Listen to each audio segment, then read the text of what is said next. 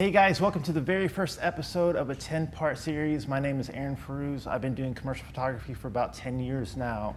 In this episode, we're gonna get you guys schooled up on how to shoot manual versus automatic. So basically what that entails is we're gonna teach you what the shutter speed does, the aperture, the ISO, and how to white balance correctly. Let's get into it.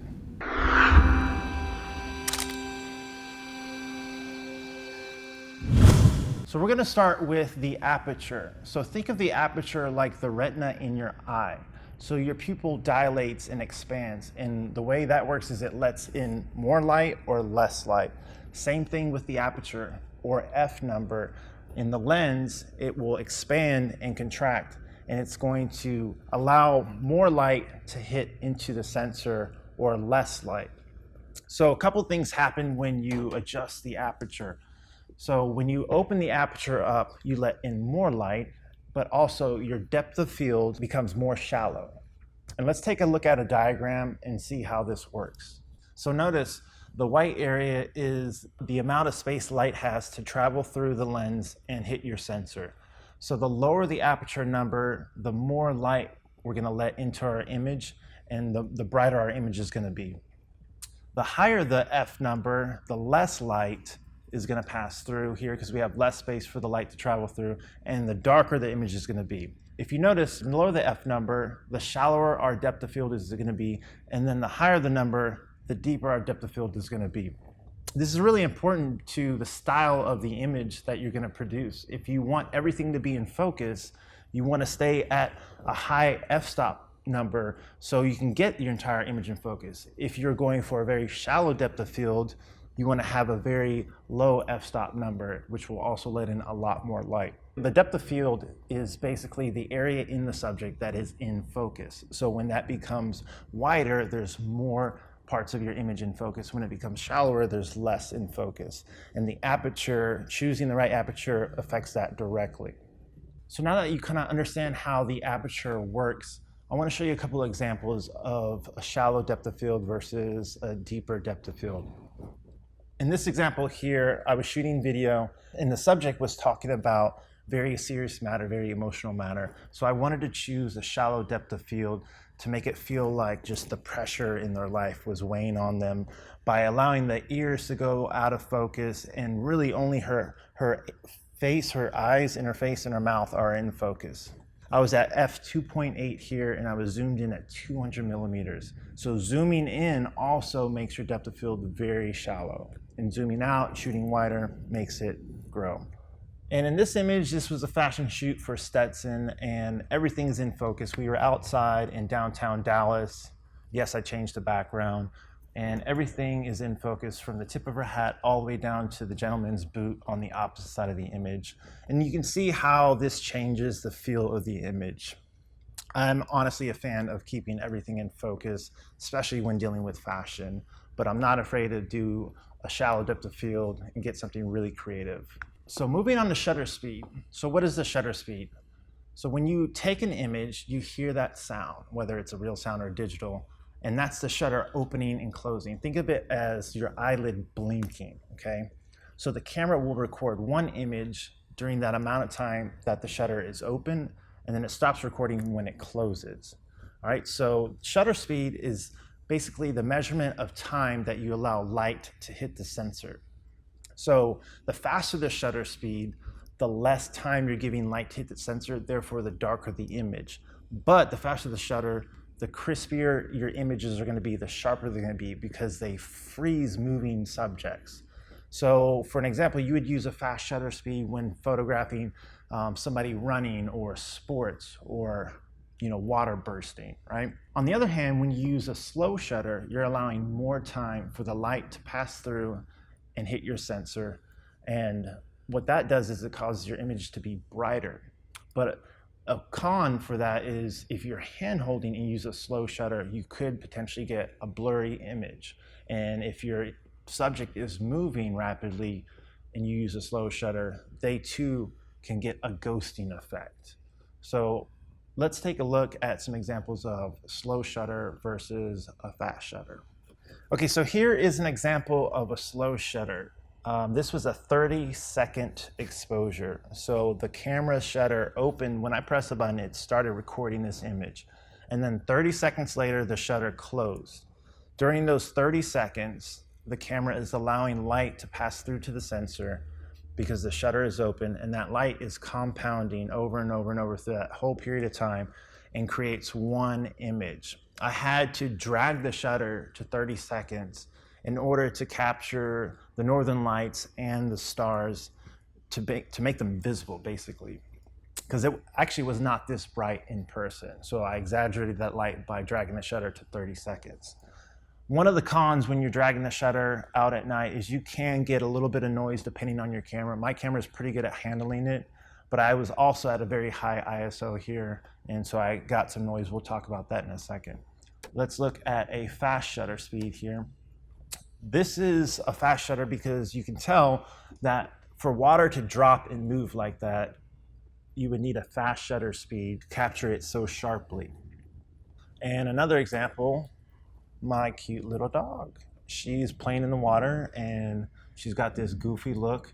And I was only able to capture all those water sparkles so sharply because I was at 1/5000th of a second. So I would press the shutter, my camera would take a photo, and it would stop recording that photo within 1/5000th of a second. So super quick. And this is the results. You get a very sharp image. Even if water droplets are moving everywhere, they're all frozen in time. And if that's the look you're going for, you want to choose a high shutter speed. Remember, if you choose a high shutter speed, you're letting in a lot less light, and so you're going to want to adjust your settings elsewhere.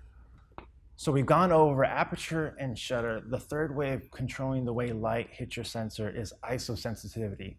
ISO sensitivity is the measurement of the way your camera captures light. Okay, so just like the volume on your car, you can crank up the volume and the song gets louder. Just like if you crank up the ISO on your camera, your image gets brighter.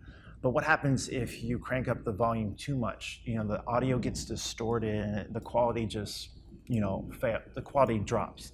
So in the image, in the ISO, same thing is true. If you crank up the ISO, your image quality suffers tremendously. So each camera has a native ISO. On my camera, the Canon 5D Mark IV, my native ISO is 100. So at every shoot, I try to shoot at 100 the best I can. If there's something I can't control and I have to crank it up a little bit, I keep in mind the noise factor. So try to shoot at your native ISO and your image quality will be best. So let's look at some image examples of a native ISO or low ISO and a high ISO. So this image is a low ISO. I was at ISO 100, my camera's native ISO. And if you look in the shadow areas, there's absolutely no noise. And I say shadow areas because typically noise shows up first in the shadows. And then if you look in the midtones and the highlights, everything is flawless because this is in studio. Every time I shoot in studio, I can control the light. So I always shoot at ISO 100 or my camera's native ISO. Now let's look at an image with a high ISO. I was shooting stars in Iceland at nighttime and I had to crank it up to 3200 ISO and I dragged the shutter for 30 seconds. That combination is a combination to get a lot of noise. So you want to make sure your camera can handle dragging the shutter that long and cranking it up to 3200. If you notice in the snow here, there's a bunch of noise around the edge of the image. There's noise in the clouds and on the mountainside. These are things just to note when you're cranking up your ISO. You can do some cleanup in post later, but the goal is always to get it in camera looking good. All right, guys, now that we've talked about 3 ways of controlling light and how it hits your sensor, let's talk about the final thing, and that's white balancing. Why is the image so blue right now? Well, that's because my camera guy did not white balance correctly, on purpose, of course. So we have blue fluorescent lights in here right now, and we white balance to tungsten, which is like your warm light bulbs. And notice the image is super blue. That's because the camera does not know what white is. So white balancing is telling your camera what white should be, and then it bases the entire color spectrum off of that. So the way you fix that is you hold up a white card to the camera, And notice how blue that card is. It should be white. So we're telling the camera, hey, this should be white. So it's gonna add the equal amount of and opposite color to our color profile, and then it should balance it out and neutralize the blue. So we're actually gonna do that right here on camera. I'm gonna get behind the camera, I'm gonna film Ali doing that so you can see how to white balance.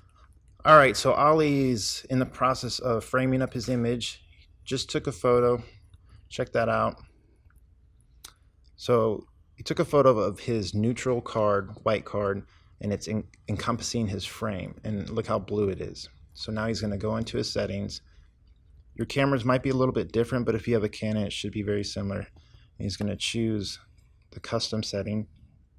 Then he's gonna tell the camera which image to use for this custom setting. And then the camera is gonna add the equal and opposite color to his composition. Now if he takes the same photo of the same image, it should be very neutral. And there it is, blue and neutral. So check out the difference. Like seriously, I'm in full color, there's no blue tone, it looks so much better. This is why white balancing is so important. So you have to get your colors right, especially if you're shooting for a client who does one dress in 5 different colors. You know, the color accuracy is super important.